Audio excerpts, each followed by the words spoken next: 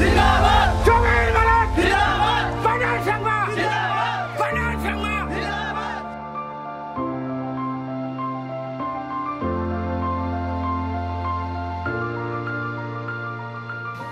मैं सिर्फ ये कहना चाहूंगा कि ये जो आने वाला जो इलेक्शन है, ये हम सब के लिए एक बहुत ही इंपॉर्टेंट इलेक्शन है।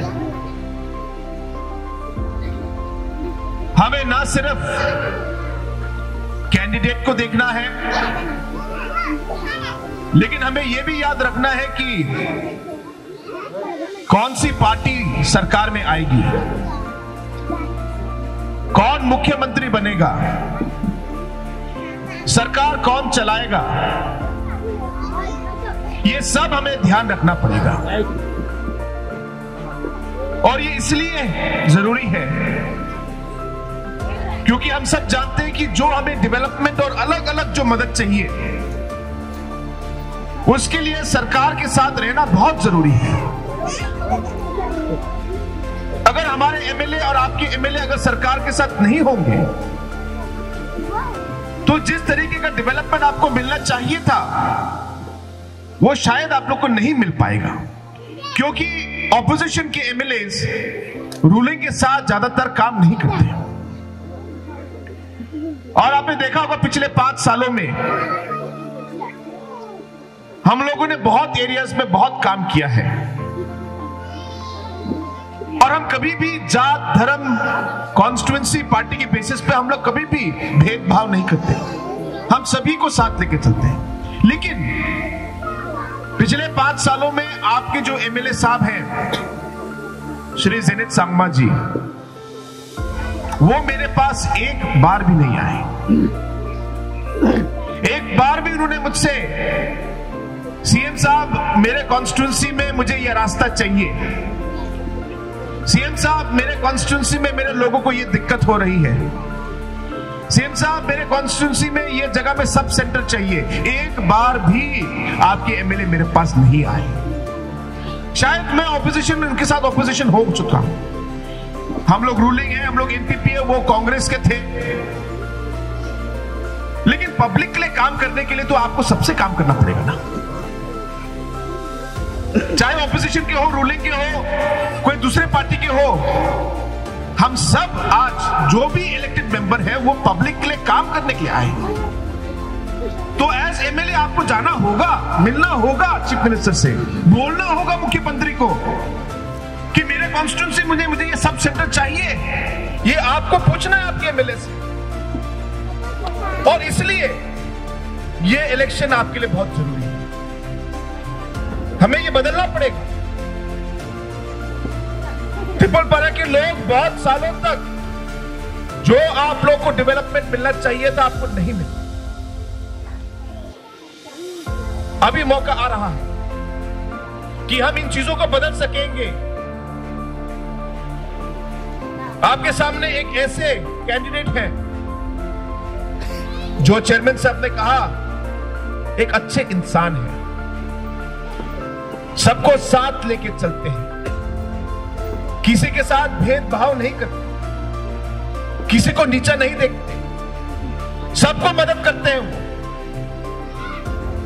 आपके सामने एक ऐसी पार्टी है जो इस बार, जैसे चेयरमैन साहब ने कहा, इस बार ना सिर्फ हम लोग सरकार बनाएंगे, लेकिन पूरी बहुमत लेके, फुल मेजॉरिटी लेके हम लोग सरकार इस बार बनाएंगे। आप देखिए, तो जब ऐसी स्थिति आपके सामने है,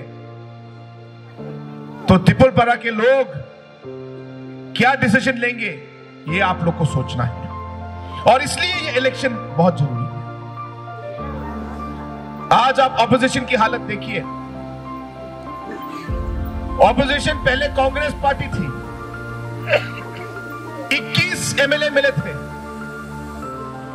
21 एमएलए मिलने के बाद 3-4 एमएलए गुजर गए। उनके गुजरने के बाद सारे बाय इलेक्शन में एनपीपी जीती, क्योंकि पब्लिक ने एनपीपी का काम देखा और कांग्रेस को धीरे धीरे छोड़ना शुरू किया। इस हद तक कि कांग्रेस के लोग खुद ही कांग्रेस से इतने निराश हो गए, इतने डिप्रेस हो गए कि बहुत सारे लोग कांग्रेस भी छोड़ के चले गए, फिर टीएमसी चले गए वो लोग। सो आधे कांग्रेस में, आधे टीएमसी में। ऑपोजिशन कमजोर होता गया, कमजोर होता गया। और उसके बाद टीएमसी के जो एमएलएस थे वो भी अभी भाग होकर कितने सारे एमएलएस आज एनपीपी में आ गए, कितने सारे एमएलएस दूसरी पार्टी में चले गए। टीएमसी और कमजोर हो गया और दिन ब दिन टीएमसी के लोग टीएमसी पार्टी से निकल रहे हैं क्योंकि उन्हें विश्वास नहीं है कि टीएमसी आगे सरकार बना पाएगी या टीएमसी को भी कोई भी इतना अच्छा नंबर मिलेगा। टीएमसी के लोग खुद ही, उनमें विश्वास नहीं है।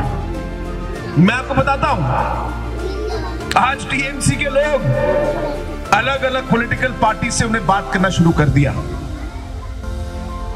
ये मार्केट में आप पूछ लेना किसी से भी, इलेक्शन के बाद टीएमसी के लोग शायद कोई दूसरी पार्टी में भी चले जाए, ये बातचीत भी शुरू हो गई।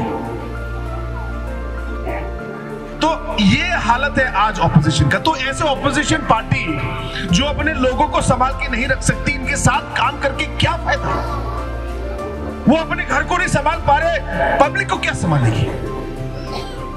तो इसलिए एरिया के लोगों को भी सोचना होगा कौन सी पार्टी आज सरकार में आएगी, कौन सी पार्टी में लीडरशिप है, कौन सी पार्टी आज एक बिल्कुल मजबूत तरीके से आगे बढ़ रही है, ये आपको देखना है।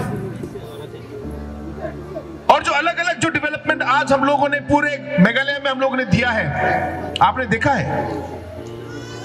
आप मेरे कॉन्स्टिट्यूंसी जाइए तुरा में, आज हमारे इतने बुजुर्ग यहाँ पे लोग हैं जो कितने सालों से आज में गारो हिल्स में रहते हैं। बचपन से आप यहीं पैदा हुए, यहीं पे आप रहे। आपने देखा होगा तुरा कितना बदल गया। आप जाइए तुरा में देखिए, आप अलग अलग हमारे जोवाई साइड में, नोंगस्टोइन साइड में, वेस्ट खासी हिल्स जाइए, रिभॉय जाइए, आपको दिखेगा किस तरीके से हमारे गांवों में, डिस्ट्रिक्ट हेडक्वार्टर में आज बदलाव आ रहा है। जो पिछले 20 साल में जितने रास्ते बने थे, पिछले 20 साल में उससे ज्यादा डबल ट्रिपल रास्ता हम लोगों ने 5 साल में बनाया। 20 साल में जितना बना था उससे 2 गुना ज्यादा, 3 गुना ज्यादा रास्ता हम लोगों ने 5 साल में बनाया है। और मैं ये नहीं कह रहा कि हम लोगों ने सब कुछ बदल दिया है, नहीं कर सकते, समय लगता है। जो पिछले 50 साल में नहीं हुआ, हम 5 साल में सबको नहीं कर सकते। हाँ, काफी इसमें आगे बढ़े हैं, लेकिन बहुत कम बाकी है। लेकिन मैं आप लोग को यह विश्वास दिलाना चाहता हूं कि हम लोग इसको पूरा करेंगे। और मुझे विश्वास है कि पब्लिक हमें मौका देगी फिर से।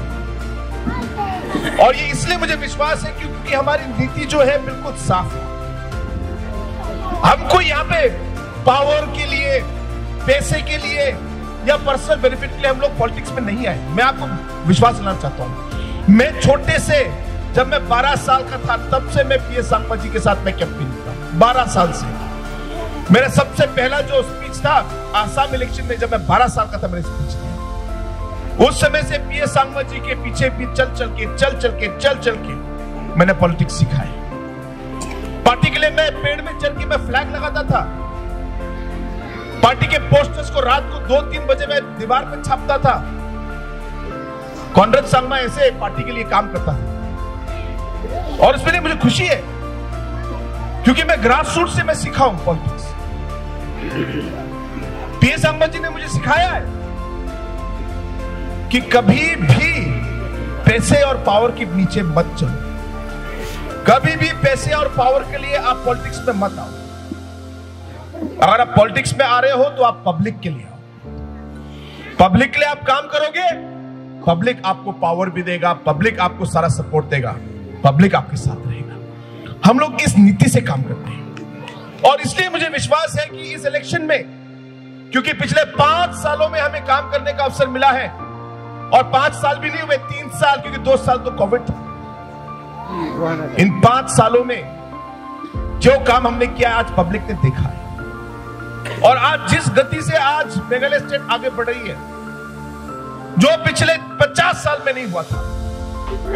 आज हमारे मेघालय के लोग ही नहीं लेकिन पूरा देश इसके बारे में बात कर रहा है। ऐसा समय था जब मेघालय बिल्कुल नीचे था, लास्ट पोजीशन में था हर चीज में। मैं ये नहीं कह रहा हर चीज हमने बदल दिया, लेकिन आप देखेंगे कि बहुत सारी चीजों में आज Meghalaya number 27 position, number 25 position से लेके आज नंबर 2, नंबर 3, नंबर 5 पोजीशन में।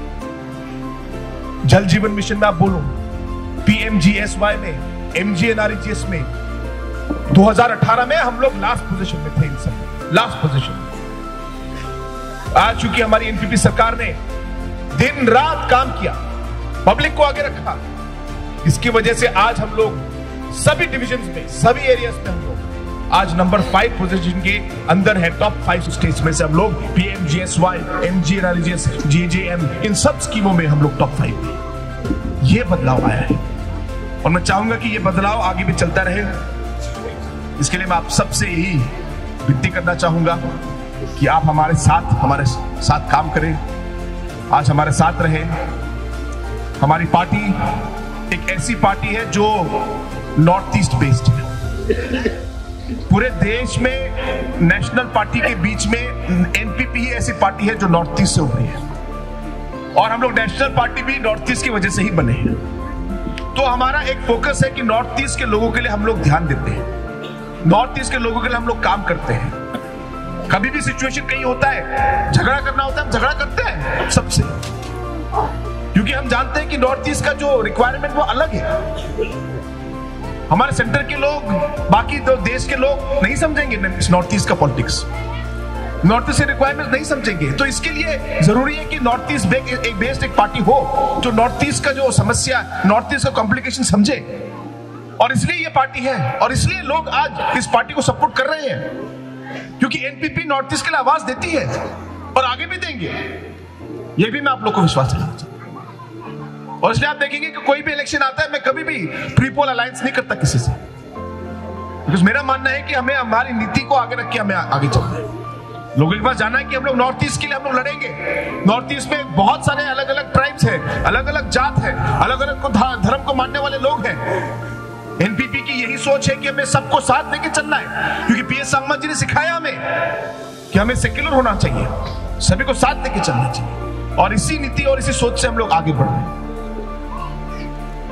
বন্ধুগণ, আমি বাংলা তো বলতে পারি না, কিন্তু আমি আপনারে সবাইকে অনুরোধ করছি কি এই ফেব্রুয়ারি 27 তারিখ আপনারে মূল্যবান ভোট শ্রী সুবীর মারাকে দিয়ে জয়যুক্ত করেন। तो दोस्तों, मैं ज्यादा समय नहीं लूंगा। एक बार फिर आप सबको मेरी तरफ से बहुत बहुत धन्यवाद। मुझे मालूम है कि यहाँ पे काफी कुछ चीजें हैं जो आप लोगों ने मुझे बताया है और कैंडिडेट को सबको बताया है।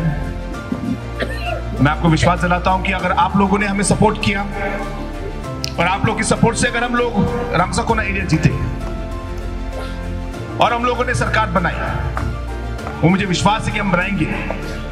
तो मैं आप लोग को यह विश्वास दिलाना चाहता हूं कि जो जो आपके रिक्वायरमेंट्स हैं, शायद सब चीज एक साथ ना हो, लेकिन धीरे धीरे करके जो आपके मेन रिक्वायरमेंट्स है, जैसे सब सेंटर का इश्यू है, रास्ते का इश्यू है, इन सब चीजों को हम लोग प्रायोरिटी में लेके हम लोग काम करेंगे। मेरी एक बार फिर आप सबसे विनती यही है कि आप सब हमारा साथ दें, हमारे साथ काम करें, हमारी पार्टी को मजबूत करें, हमारे कैंडिडेट को आप सपोर्ट करें, ताकि हम लोग इस आने वाले इलेक्शन में एक मजबूत, एक स्ट्रांग, एक फुल मेजॉरिटी गवर्नमेंट हम लोग बनाकर हमारे इस एरिया को, रामसाकोना एरिया को, गारो हिल्स को और पूरे मेघालय को हम लोग एक नई दिशा देके हम लोग आगे बढ़ा पाए। इसी शब्दों के साथ एक बार फिर आप सभी को इस मीटिंग में आने के लिए बहुत बहुत धन्यवाद।